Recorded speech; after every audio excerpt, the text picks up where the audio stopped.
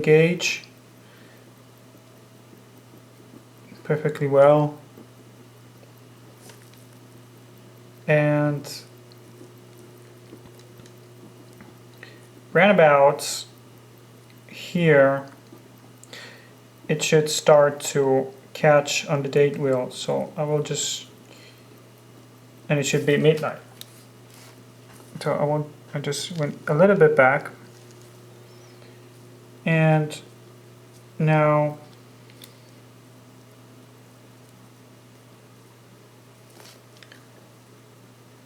the date corrector setting wheel, no, sorry, the intermediate wheel for calendar correction, which goes here. This is the quick date, basically. And now the date corrector setting wheel. If you remember from my preceding video, I said that the quick date was not working, and this is the cause. Two teeth are broken. They're bent. And one is broken off. The teeth, no, it's in total 4 actually. 2 are in the center, in the topmost center there, are bent, and then one is here is broken off, and the other one on the other side is broken off as well. So this is busted. Then I have to source another part. I have my drawer of clean spares.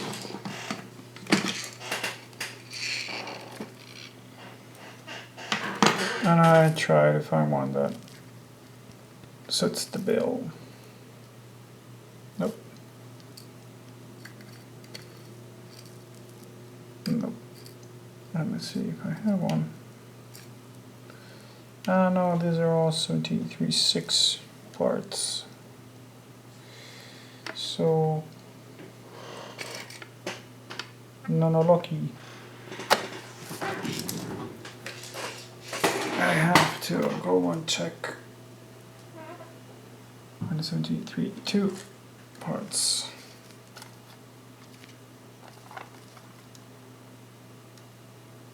Yeah, here it is.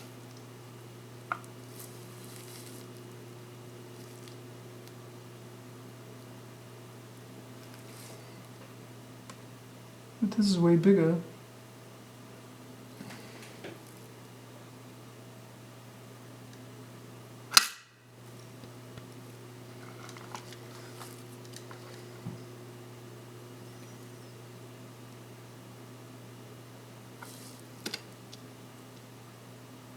Ah, yeah, because that's 73.8. No, that's not. Yes, it is. That's not an issue.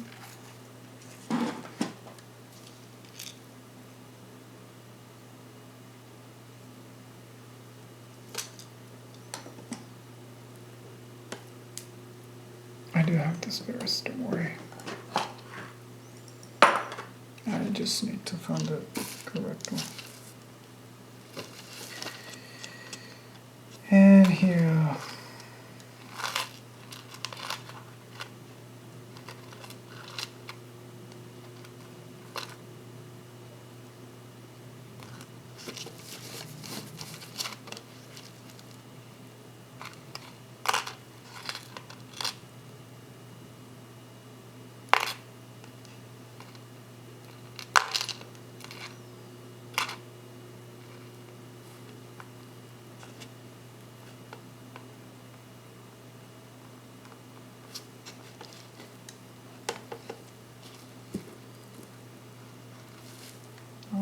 Just a moment.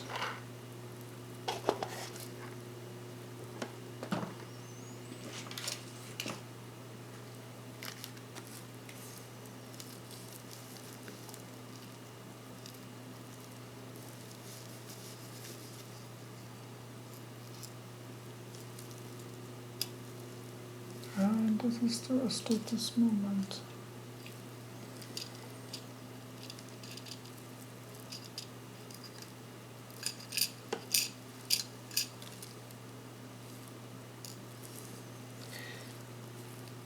I have to take it from there.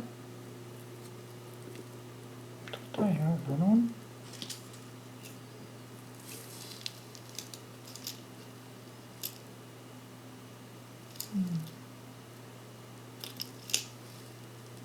That's a 3/6.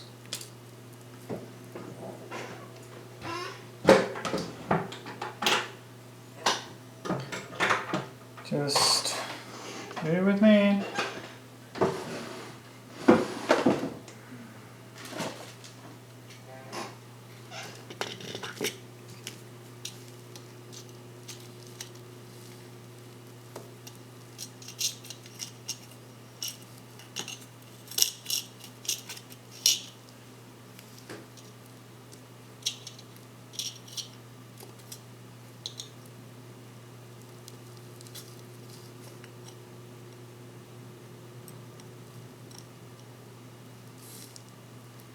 Found it.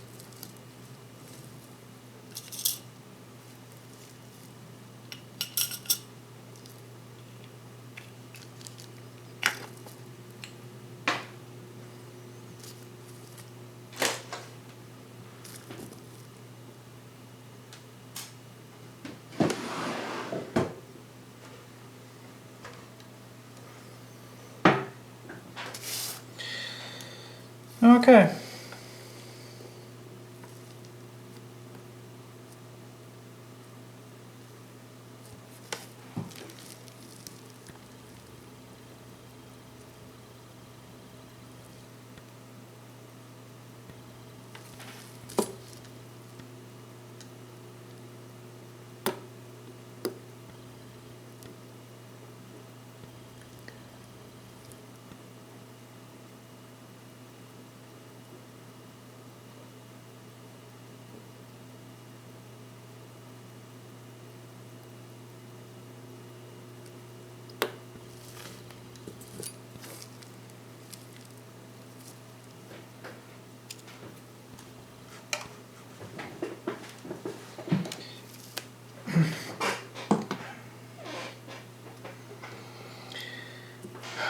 The next step is, of course, the date ring.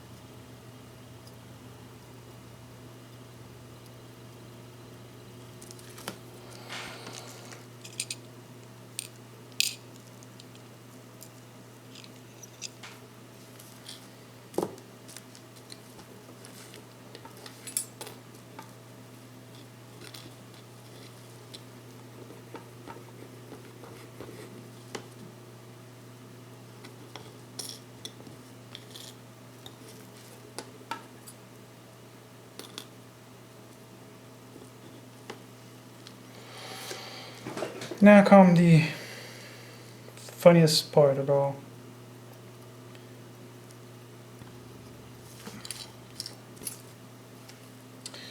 I love this part because it's just the end of it, of all this struggle and painstaking reassembly.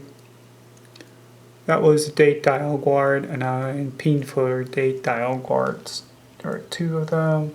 They have another form as the other ones that I used to close the movement from the other side. These are T-shaped, the other were L-shaped. But the principle is just the same. Don't force them. Don't try to, don't apply too much force on them. It's just screw them back clockwise 90 degrees very gently. And there you have it. Now let's see if the date works. The date changes with the hour perfectly well. And now the quick date very smoothly.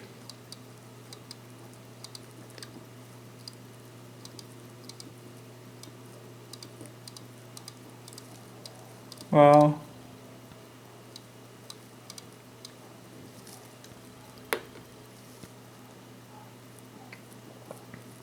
Let's do... okay, I will show you one thing. Remember the driving wheel, this white one here. Okay, remember what I said that it had integrated spring? And this is because when you adjust the hour and you need to go backwards, sorry, you need to go backwards, basically this integrated spring avoids that tooth gets broken because it jumps. And this is forward. It's normal that it catches that tooth on the date wheel. The important thing is that it doesn't get stuck going backwards. So let's go backwards once again. And I will make it switch the date, and so right in this position, I know it's midnight. So I will just leave it like that, and I will continue reassembling the rest of the dial side components.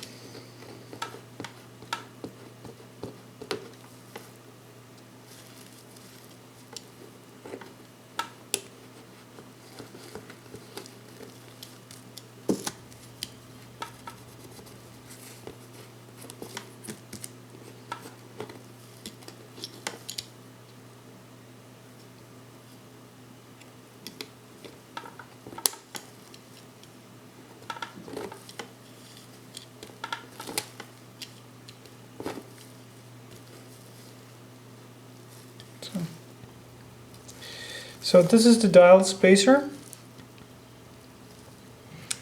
I will have to put the movement like so now. Otherwise I won't be able to insert the dial spacer, but like that.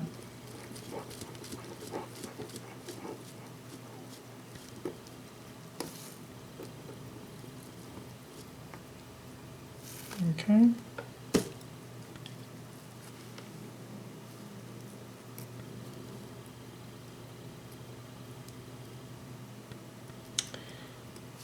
And this spacer will avoid that the movement moves about the case.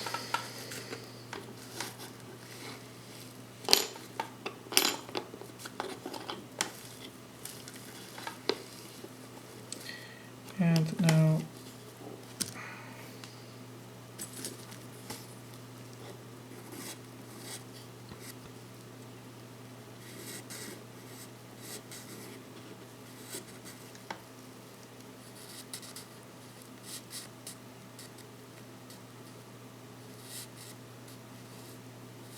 dial.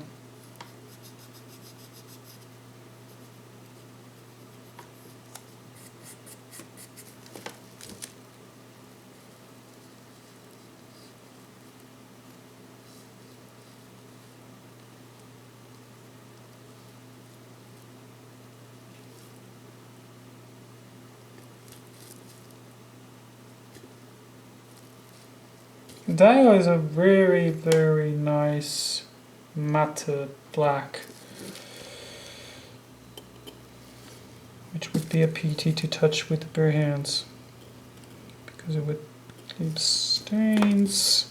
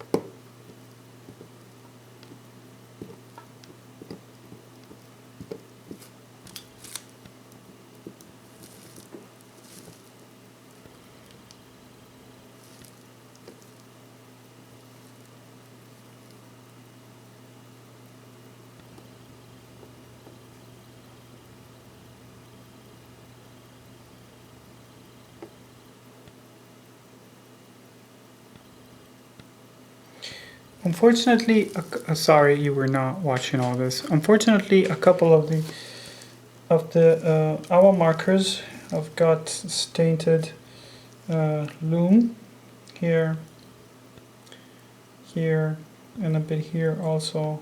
This is a bit ruined, but hey, it's a 20-plus-year-old movement, so a minimum of aging is to expect.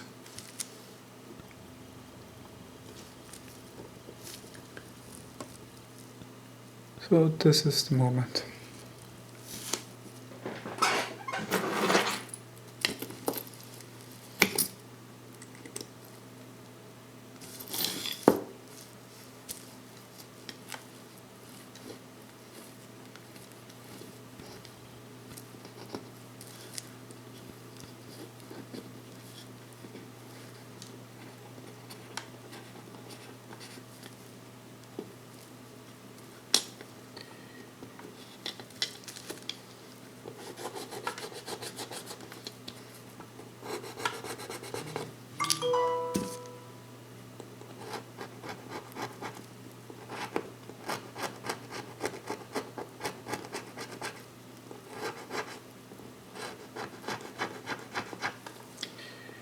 And removing a little bit of the acid from the tachymeter inner bezel, which was not put inside the cleaning machine because I didn't want to find myself with a completely blank metal ring, since I don't know how the paint of this bezel would react to the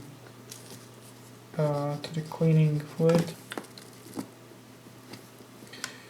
Suffice to say that a bit of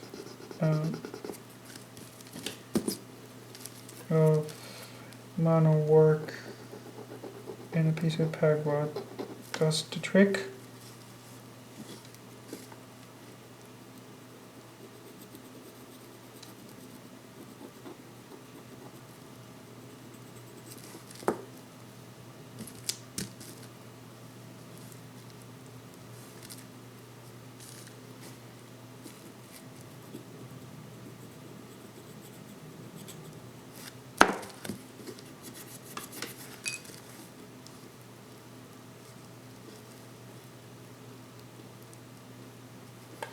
And the acid leak is only present on the outside of the bezel, which is inside the case, and it's not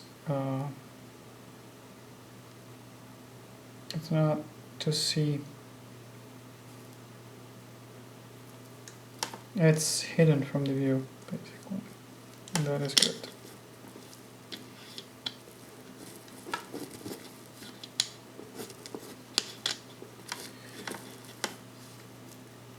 And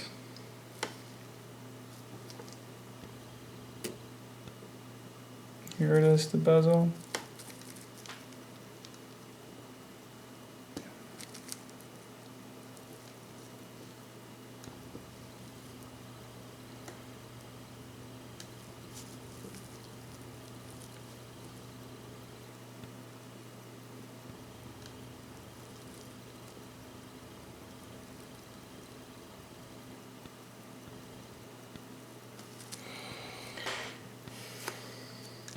But before putting the bezel back on,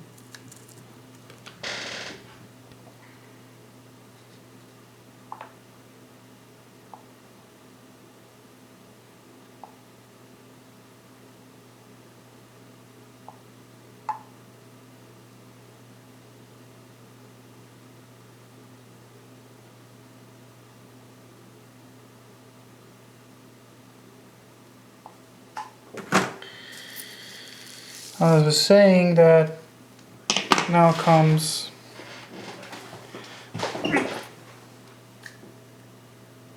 the hardest part of it all, which is the hands. So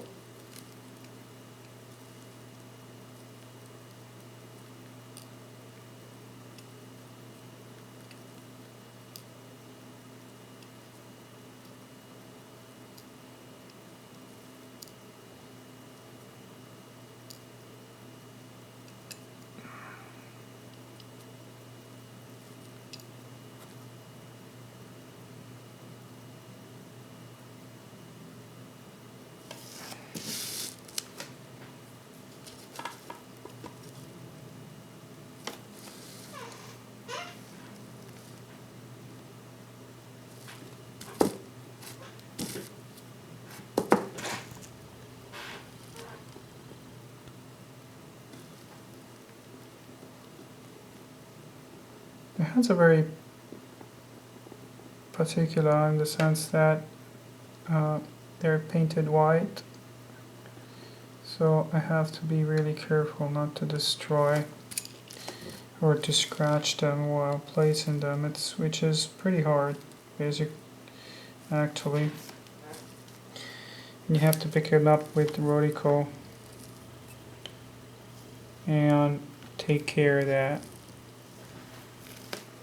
everything goes well. Holding and what I usually do is try to place the hands with the tweezers at the right position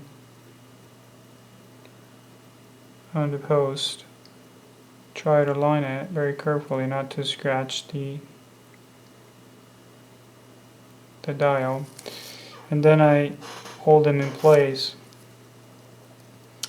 with the rodico and push them down very gently, hoping not to have to redo that again. The battery is in, but it's not moving.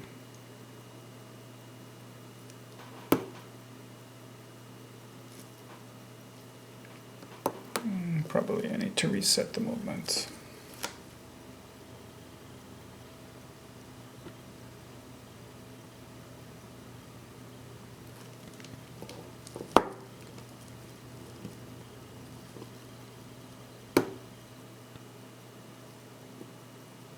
There you go.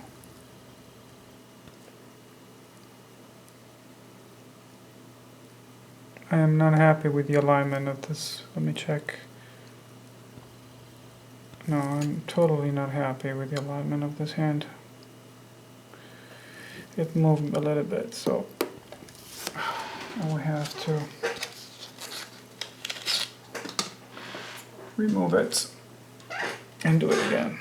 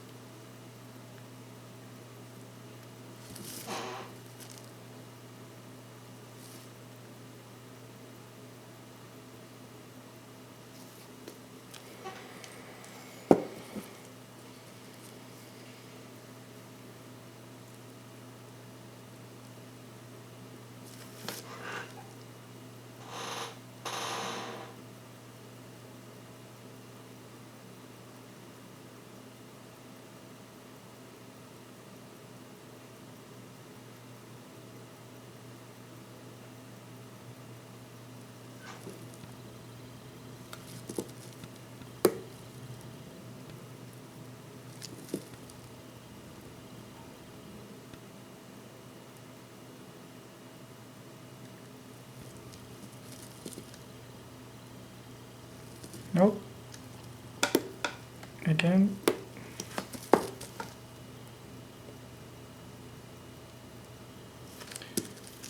Same problem. Some say that it's easier in a quartz movement to align the hands, but honestly, it is not. It is not.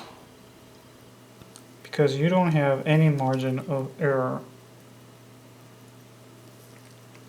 And you cannot check it. You cannot,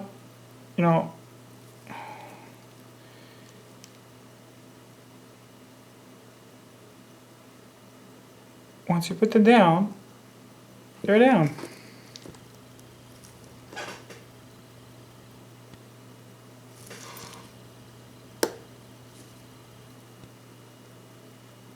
Better. Yeah.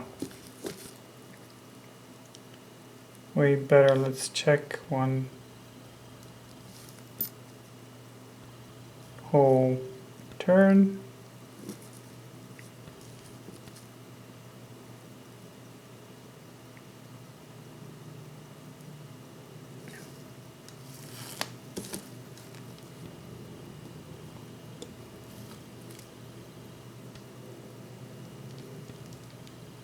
Wow, perfect. Perfectly aligned.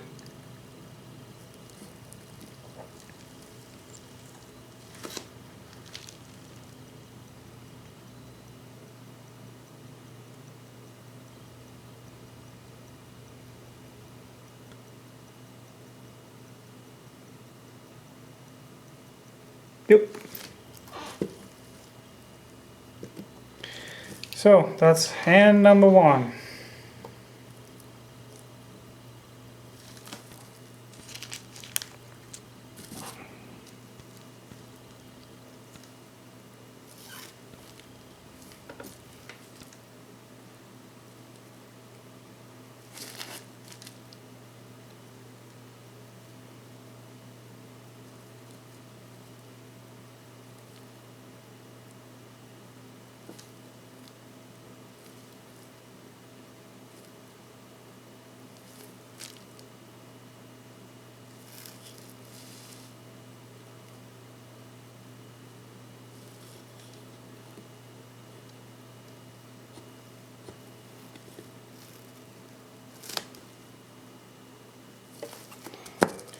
And now the timer hand or chronograph minute hand.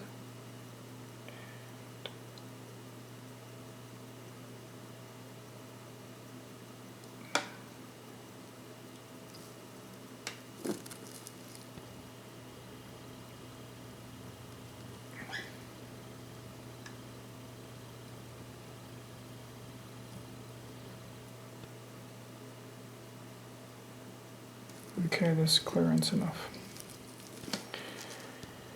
And now the best of all,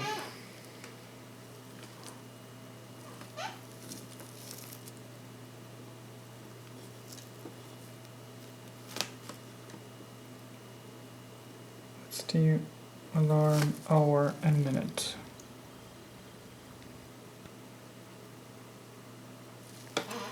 Which is actually easier than what you might expect.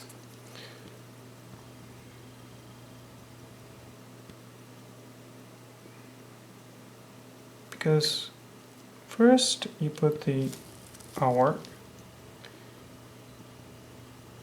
and then you just play a little bit to see if there's enough clearance with the dial, which it doesn't really look like.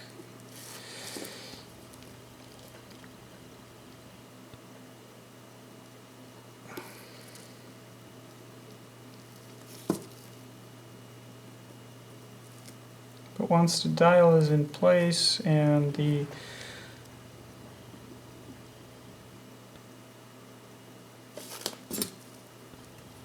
movement is inside the case, it will be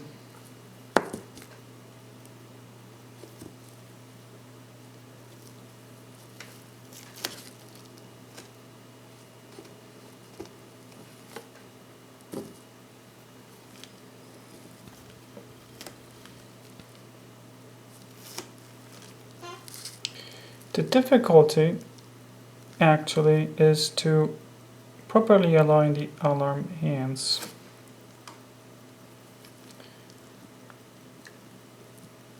Because the rotor may not be in the perfect aligned position, so when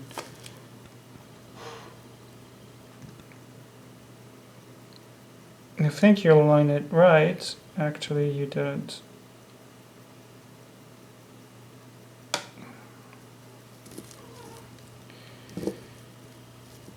And the only way to test it is to